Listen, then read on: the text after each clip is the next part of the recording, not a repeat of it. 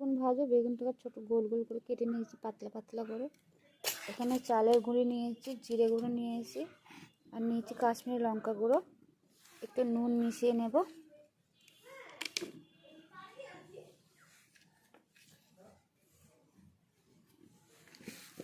আমি উনুনেতে রান্না করছি আজকে। হাতে করে ভালো করে মেখে নিয়েছি। এই বেগুনটা ভালো করে কোট করে নেব। এবার কড়ার মধ্যে দিয়ে দেব। এবারে উল্টে দেব।